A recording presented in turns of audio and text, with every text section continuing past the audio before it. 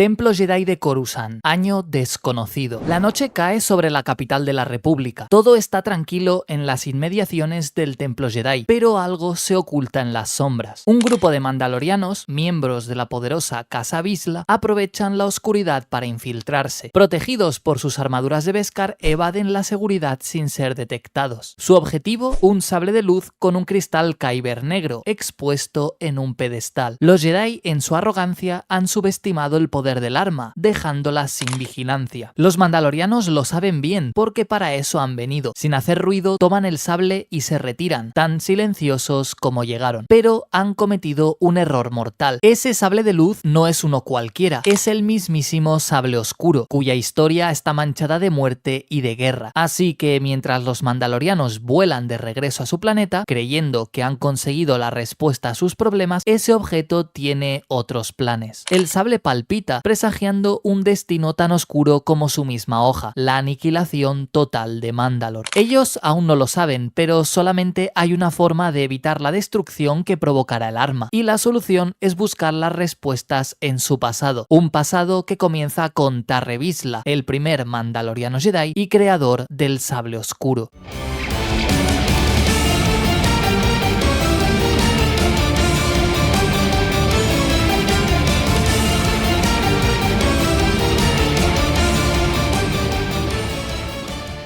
Como suele suceder con quienes están destinados a la grandeza, los orígenes de Tarre Vizsla no son nada claros. No se sabe absolutamente nada de sus primeros años de vida, ni cuándo nació, ni quién fueron sus padres, y ni siquiera la casa mandaloriana a la que pertenecía, porque los Vizsla aún no existían. Su origen es un absoluto misterio, no hay nada escrito al respecto. Lo que sí podemos suponer es que Tarre tuvo una infancia parecida al del resto de niños. Se crió en una sociedad que inculcaba la fuerza bruta y la habilidad con las armas, y se crió también escuchando las historias de sus antepasados. Guerreros fuertes y orgullosos como Mandalore el Grande, quienes crearon el Beskar y los jetpack para combatir contra los Jedi. Y no solo contra los Jedi. El pueblo mandaloriano nunca huía de los conflictos y tenían la reputación de ser de los mejores guerreros de la galaxia. Con esas historias se crió el pequeño Tarre, pero había un problema, y es que él era distinto al resto de los niños mandalorianos. Había nacido con un don especial, una habilidad que le permitía hacer cosas asombrosas como mover objetos sin tocarlos. Sí, Tarre era sensible a la fuerza. Esto le colocó en una posición muy delicada. Los mandalorianos y los Jedi llevaban siglos siendo enemigos acérrimos, y el historial de muertes en las guerras libradas se contaba por miles. Y aunque solo era un niño, su sensibilidad a la fuerza y la tradición de su pueblo ponían en peligro su integridad. Sin embargo, tuvo suerte. La última guerra entre los Jedi y los mandalorianos había terminado hacía años, y la especie de tregua resultante se mantenía en pie porque ninguno de los dos bandos quería iniciar otro conflicto por el momento. Además, la Orden Jedi en esa época se enfrentaba a su enemigo mortal, los Sith. Este conflicto entre ambos se conoció como las Guerras Sith, y Tarre aún tenía que jugar un papel muy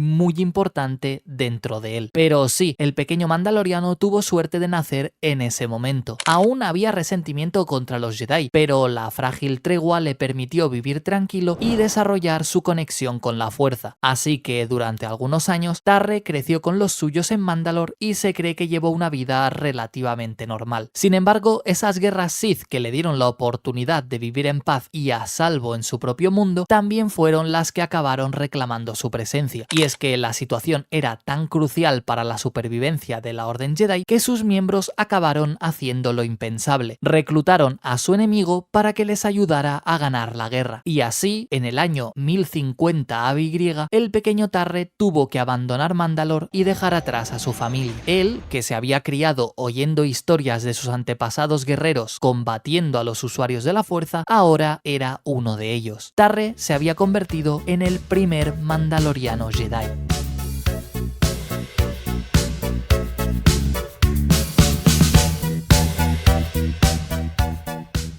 Así pues, en el año 1050 ABY, Tarre Vizsla entraba a formar parte de la Orden Jedi. Aún no era más que un candidato, pero los años venideros forjarían su carácter. Tampoco fue fácil, pues ser el primer mandaloriano Jedi era una gran novedad. No quiere decir que fuera el primer niño sensible a la fuerza nacido en Mandalore, pero sí el primero en entrar en la Orden. Así que las expectativas eran muy altas y todos los ojos estaban puestos en él. Su potencial era inmenso, combinando lo mejor de ambos mundos, y la verdad es que Tarre no decepcionó. Pasó las pruebas como cualquier otro Jedi, pero fue precisamente en una de ellas que logró algo único. Una parte esencial del entrenamiento de cualquier iniciado era construir un sable de luz propio. Cada espada era diferente, pues cada Jedi que la empuñaba lo era también. Pero Tarre fue mucho más allá. No se limitó a escoger los componentes y usar la fuerza para conectarlos. Él era mandaloriano y sabía exactamente qué es lo que debía hacer. Así que, en vez de depender de piezas existentes y dejar la construcción de su sable en manos de la fuerza, hizo honor a su tradición mandaloriana. De algún modo desconocido, consiguió el metal más preciado de su cultura, el Beskar, y forjó con sus propias manos la empuñadura del arma. Así, martillazo tras martillazo, se distinguió de sus compañeros, convirtiendo una prueba espiritual en una totalmente artística. Y el resultado fue realmente impresionante. Su nuevo sable era de Beskar puro, prácticamente indestructible, y su empuñadura recordaba a las espadas que portaron sus antepasados. Pero si la guarda era asombrosa, lo fue todavía más la hoja del arma. Todos los iniciados debían ir al planeta Ilum para encontrar un cristal Kyber. Ese objeto era el que le daba el color al sable de luz y estaba conectado profundamente con la esencia del Jedi. De ahí que cada cristal fuera único y llamara a su dueño para que lo encontrara en las cavernas heladas. Y mientras el resto de Jedis obtenían cristales verdes, azules o amarillos, a Tarre Vizsla le llamó uno realmente especial, uno de color negro. En los registros no figura nadie más, así que el Jedi mandaloriano fue el único miembro de la Orden en poseer un Kyber de dicho color. Un cristal único para un arma única del Jedi más único de la historia. Tarre, el primer Jedi mandaloriano, había forjado el sable oscuro. De momento era su aspecto lo que lo convertía en una rareza, pero pronto serían sus actos quienes le darían la fama. Y el momento llegó antes de lo esperado, con las guerras Sith recrudeciéndose en el borde medio. El conflicto entre los Sith y los Jedi estaba durando demasiado tiempo, y la Orden desplazó a todos los efectivos posibles para acabar con sus enemigos de una vez por todas. Así, Tarre, aún siendo un Padawan, tuvo la oportunidad de demostrar de qué estaba hecho. Su corazón mandaloriano y su entrenamiento Jedi le convirtieron en un oponente formidable, y empuñando su sable oscuro, peleó a vida o muerte contra los Sith. Poco o nada se conoce de sus hazañas en esa guerra, pero salió victorioso y con grandes honores. Tanto es así que gracias a su desempeño dejó de ser un Padawan y alcanzó el rango de caballero Jedi. Hay que tener en cuenta que los Sith estaban en su apogeo y derrotar a uno de ellos no era tarea sencilla, pero Tarre era mitad mandaloriano y mitad Jedi, y era imparable. Con su ayuda y la valentía de miles de Jedi, la Orden aniquiló a los Sith en la batalla de Ruusan en el año 1032 ABY.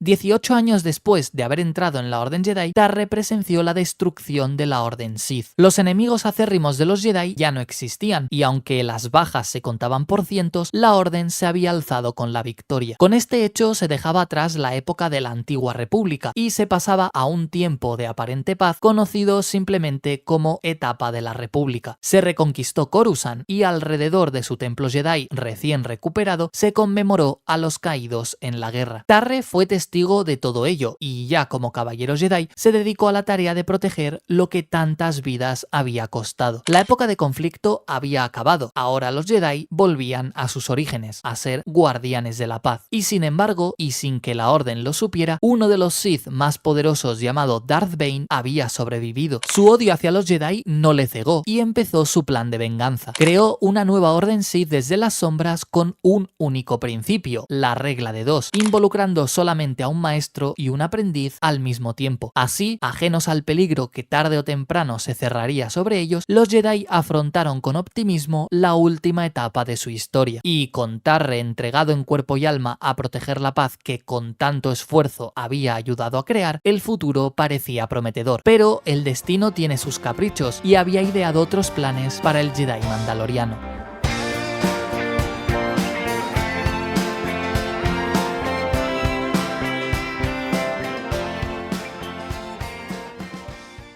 Cuesta creer que alguien especial pueda permanecer toda la vida en un mismo sitio. Las almas únicas se caracterizan por buscar nuevos horizontes, y Tarre no fue la excepción. Ayudó a mantener la paz tras las guerras Sith durante unos años, pero estaba destinado a empresas más grandes que esa. Su naturaleza mandaloriana le llamaba a buscar algo más, a seguir haciendo historia, y la Orden Jedi se le empezó a quedar pequeña. Por ello, no se sabe exactamente cuándo, cómo ni por qué Tarre abandonó la Orden Jedi. Se llevó su sable de luz, pero el resto de vínculos quedaron rotos y emprendió su propio camino. Su corazón le llamaba de vuelta a su hogar, Mandalore, que estaba atravesando unos momentos muy difíciles. Quizá fue esa la razón, quizá por eso tuvo que renunciar a la Orden. No hay nada escrito al respecto, pero no es descabellado pensar que Tarre presenció el sufrimiento de su pueblo y no pudo quedarse de brazos cruzados. Y es que la situación en Mandalore era caótica. Sin guerras externas que librar, sus habitantes se enzarzaron en peleas internas que amenazaron con una posible guerra civil. Atrás quedaron los años en los que los mandalorianos respondían a las órdenes de un líder, y cada clan intentó por todos los medios hacerse con ese honor. Clan contra clan, casa contra casa, el pueblo del Beskar parecía abocado al desastre. Pero apareció Tarre, sabía lo que debía hacer y no vaciló un solo instante. Resuelto a devolver a Mandalore a la gloria de antaño, abrazó de nuevo sus costumbres y se postuló como líder absoluto. Su entrenamiento y habilidad con el sable le convirtieron en un oponente invencible, haciéndose respetar. Tarre conocía las tradiciones guerreras y sabía que eran la única solución para unificar de nuevo al pueblo. Así que, golpe tras golpe, aceptó todos los desafíos que le impusieron y derrotó a todos sus oponentes en combate singular, hasta que no quedó ninguno para discutirle el derecho. Había nacido el nuevo Mandalore, el heredero del legendario Mandalore el Máximo. Su pueblo volvía a tener un líder, y un líder fuerte. Bajo sus órdenes, los mandalorianos y su cultura florecieron de nuevo. Los clanes dejaron de pelear entre ellos y un sentimiento de unidad volvió a instalarse en todo el sistema. Se construyeron estatuas en honor a Tarre y se le empezó a venerar como el salvador que había llevado el orden a Mandalore. Pero Tarre sabía que faltaba algo para acabar de sentirse completo. Él había nacido en una casa sin renombre, tanto es así que a día de hoy no se conoce cuál era, por lo que estaba decidido a empezar de cero. Renunció a sus orígenes y él mismo fundó su propia casa. A partir de entonces, sus miembros llevarían con orgullo el nombre de Vizsla. Tarre había nacido de nuevo y ahora era Tarre Vizsla, gobernante supremo de Mandalore. Tampoco se conoce cuántos años estuvo liderando a su pueblo, pero fueron años de paz y prosperidad. Mandalore floreció bajo su mando, y tanto es así que fue una de las épocas más recordadas a lo largo de su historia. A estas alturas, Tarre Vizsla ya era una leyenda. Había sido el primer mandaloriano Jedi, había luchado contra Sith y los había derrotado, y había vuelto a Mandalore para convertirse en líder. Pocos podían presumir de tener tantos éxitos, y Tarre era uno de ellos. Lo había conseguido todo, y así como el destino quiso que tuviera una vida llena de emoción, también hizo que la abandonara sin mucha ceremonia. Esta última etapa de Tarre no está registrada, pero como a todo el mundo, le llegó la hora. Falleció pacíficamente, sin que nadie le discutiera su liderazgo, y dejó un Mandalore mejor. Su pueblo lloró su muerte y honró su memoria recordándolo durante siglos como uno de sus más grandes líderes. Su nombre y sus hazañas nunca fueron olvidadas, y muchos quisieron seguir su ejemplo. Levantaron estatuas y se educó a los niños para que algún día volviera a surgir alguien como él. Sin embargo, no tardó en empezar a oscurecerse su legado, y el egoísmo y la ruina llegaron de manos de quienes menos se esperaba, de los miembros de su propia casa. Así es, la casa Vizsla deshonró las enseñanzas de su fundador y sus actos condenaron Mandalore para siempre.